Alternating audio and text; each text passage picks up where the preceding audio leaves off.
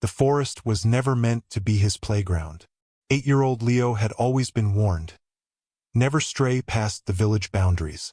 Beyond the fields and farmlands lay a world of untamed wilderness, where shadows moved on their own, and beasts ruled the night. But Leo was a boy of curiosity, a restless soul. He had grown up hearing whispers of the wolves, creatures that prowled the forests, their howls carrying through the darkness like ghostly echoes. Some villagers swore they had seen glowing eyes peering from the tree line at dusk. Others claimed that the wolves weren't just animals but something more, something watching. Leo had never seen them, until now. It started as a simple game, a chase, a moment of reckless joy. A butterfly, its wings shimmering blue and gold in the dying sunlight, flitted past his nose. Laughing, he followed, feet bare against the cool earth, heart racing with the thrill of the unknown. One step, then another, and then silence.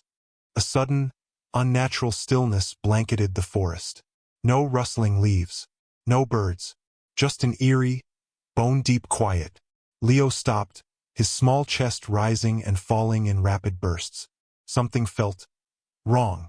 Then, a twig snapped. His stomach clenched. Slowly he turned. Eyes, a dozen of them. Yellow, glowing orbs in the growing darkness. A pack of wolves. They stood like statues among the trees, their sleek bodies blending seamlessly into the twilight. One, larger than the rest, stepped forward. It had fur the color of storm clouds and a stare that seemed to pierce straight through him. Leo's breath hitched. This was it. He had wandered too far. He had broken the rules. And now he was standing in the heart of the wild, alone. The wolves moved as one, slow and deliberate, silent, calculated. Leo's tiny hands clenched into fists. He should run. He should scream. But something in the alpha's stare stopped him. What happened next? No one could have predicted.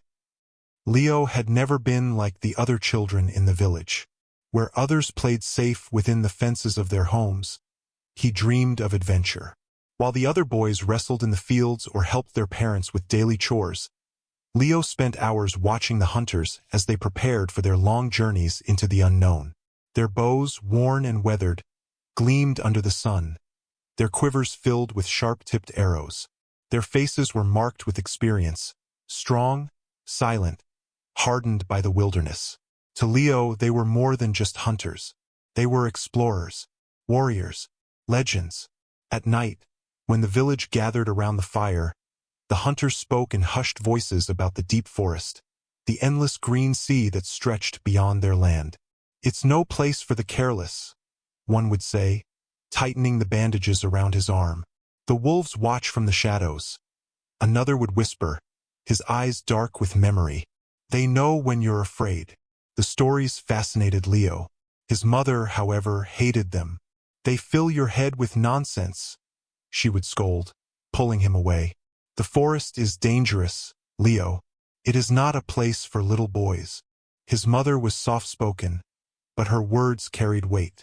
She had seen too much loss in her life, a brother who had wandered too far, a father who never returned from the hunt. She feared the forest. She feared that one day it would take her son too, so she kept him close. Stay near the village, she would say, brushing his unruly hair from his forehead. Promise me. And he would nod, but he never really meant it. Leo was too restless, too curious, too alive. His father was different. A man of few words, he did not tell stories of monsters in the woods. He did not scold Leo for listening to the hunters, but his silence spoke louder than any warning. Leo remembered the first time he had asked about the wolves. Have you seen them? He had asked, wide-eyed, his small hands gripping the edge of the table. His father had paused. Then, without looking up, he said, once. That was it. No elaboration, no details, just once. And Leo never forgot the way his father's hands had tightened around his cup, as if holding onto something unseen. It was the only time he had seen fear in his father's eyes. But warnings were never enough for a boy like Leo. As the years passed, he wandered further. Not deep into the woods, not enough to be reckless, but enough to test the limits. The edge of the forest became his second home. There, the world felt different, wilder, alive. The trees whispered secrets in the wind. The leaves rustled with unseen movement. He would press his ear to the earth and listen to its pulse. And sometimes, in the stillness, he swore he could feel something watching. Presence. Something unseen yet always there. But he never felt afraid. Not until the day everything changed. Started like any other evening. The sun hung low in the sky, casting the village in golden light. His mother called for him, but he wasn't ready to go home. That's when he saw it. A butterfly. Its wings shimmered in hues of blue and gold, fluttering lazily through the air, drifting just out of reach. Leo grinned. Without a second thought, he chased it. Barefoot, he ran through the tall grass, laughter bubbling in his chest. The butterfly danced ahead, teasing him, leading him forward. One step, then another, past the last row of huts, past the tall oak tree that marked the village boundary. Then, into the trees. The air changed instantly. Cooler, heavier. Leo paused, his breath quick. The butterfly flitted deeper, disappearing into the shadows. For the first time, he hesitated. He had never been this far. He turned back. The village was gone. Just trees. Dark. Endless. Silent. A strange chill crawled up his spine. Maybe he should go back. Maybe. A twig snapped. Leo froze. His pulse pounded in his ears. He wasn't alone. Slowly he turned, and saw them. Eyes. A dozen of them. Glowing yellow in the dimming light. The wolves. They stood still as stone, their bodies blending into the twilight. The largest one, a towering silver-furred alpha, took a step forward. Leo's breath caught. Every instinct screamed at him to run, to turn and bolt. But his legs refused to move. The alpha tilted its head, as if studying him, assessing, testing. A soft whimper broke the silence. Leo's eyes darted to the side, and that's when he saw it. A small, injured wolf pup, half hidden in the underbrush. It trembled, its fur damp with dew, eyes round with pain. Leo's chest tightened. Then, slowly, without thinking, he took a step forward.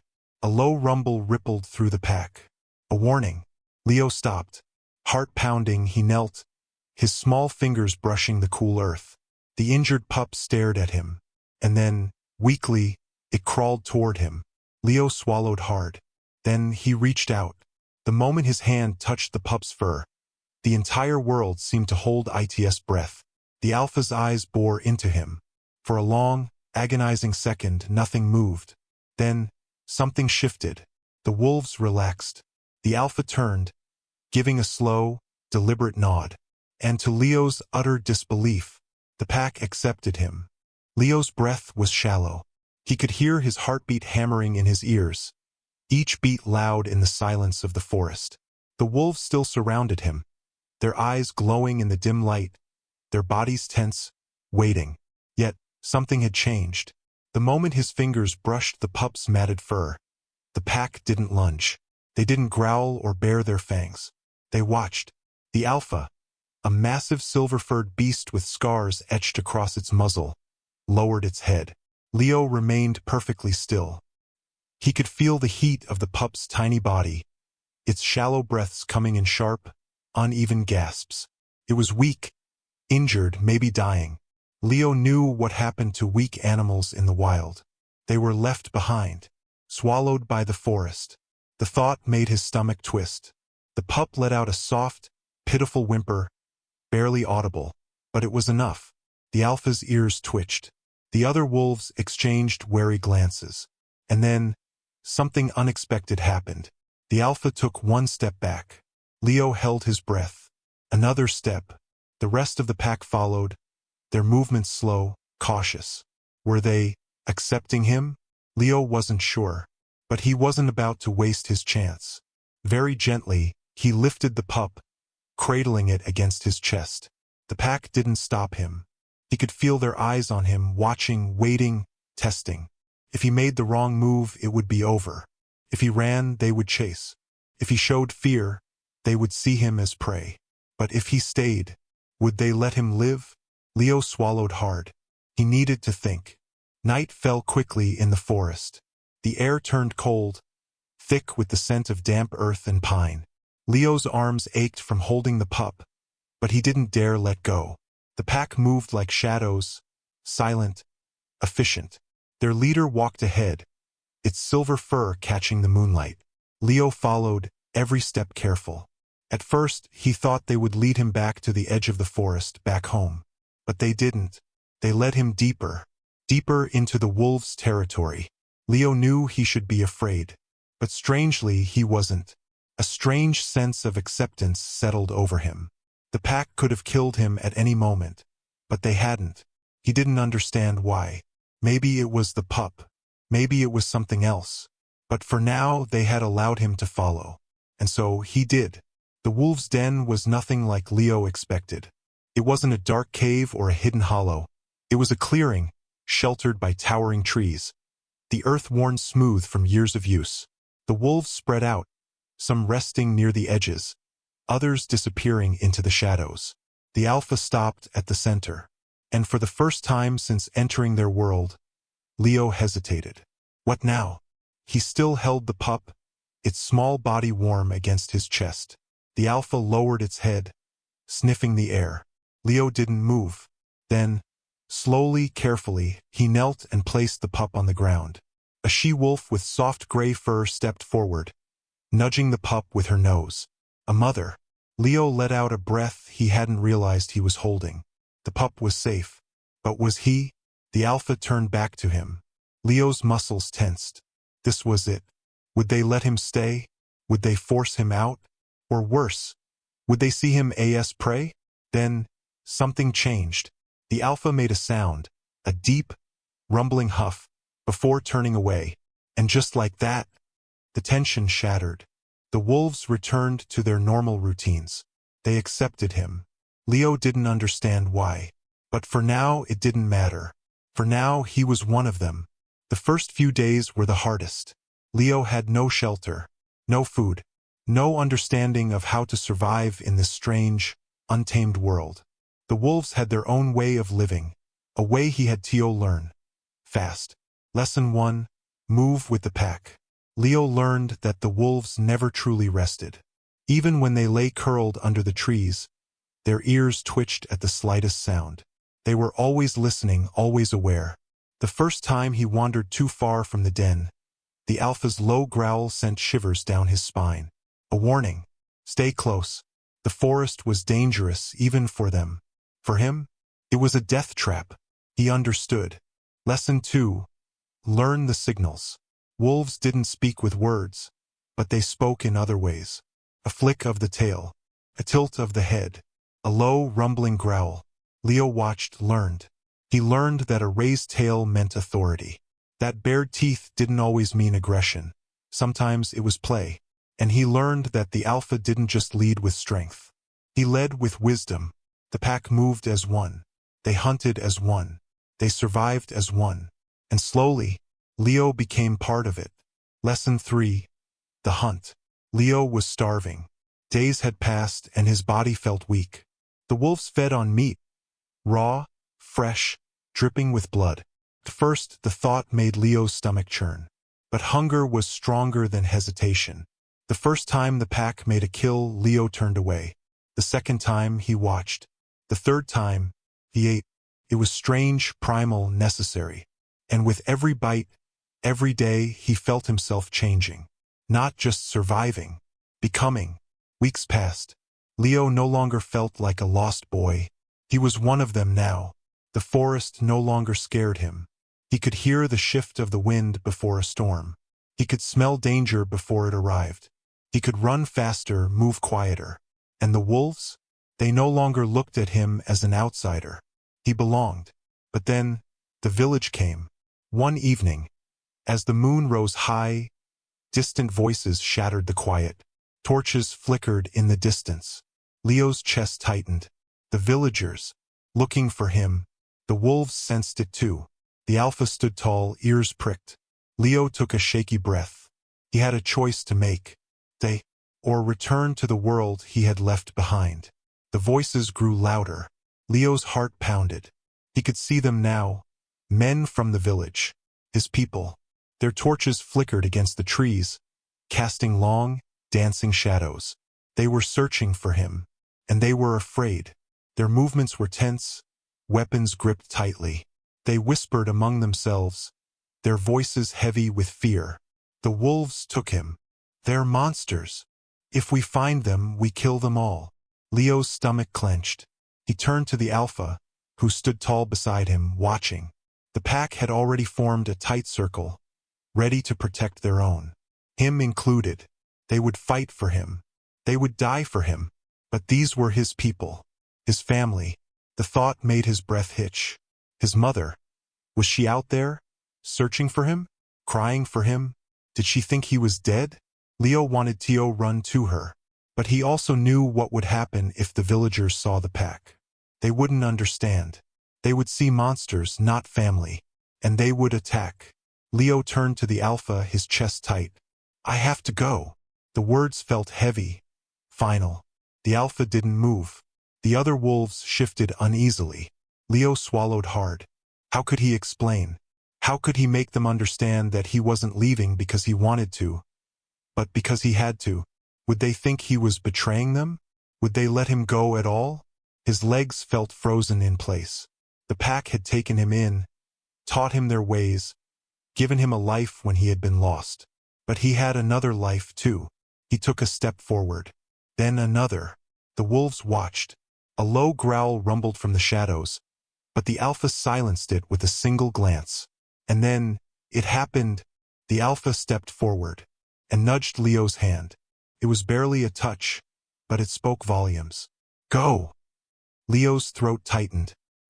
He reached out, resting his hand on the great wolf's fur one last time. Then he turned and ran. The moment he broke through the trees, the shouting stopped. The villagers froze. For a long, heavy moment, there was silence. Then, Leo? The voice was small, broken. His mother. Leo barely had time to take a breath before she collapsed into him, her arms wrapping around him so tightly it almost hurt. My boy! My boy! Oh, Leo! Her sobs shook her body, her hands grasping at his face, his shoulders, as if making sure he was real. Tears burned at Leo's eyes, but he didn't speak. He couldn't. His father stepped forward, his expression unreadable. You survived, he said, voice rough with emotion.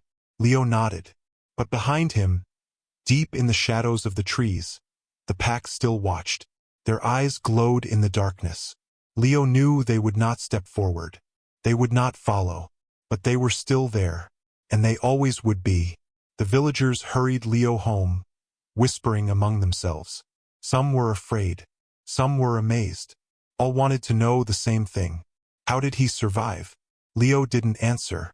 He couldn't. Not completely. Because how could he explain what had happened? How could he make them understand that the wolves were not monsters? That they were family? That night, as he lay in his bed, staring at the ceiling, he felt the emptiness. The pack was gone. The forest felt far away. But it was still inside him. And it always would be. The next morning, before the village woke, Leo slipped away. He ran to the edge of the forest.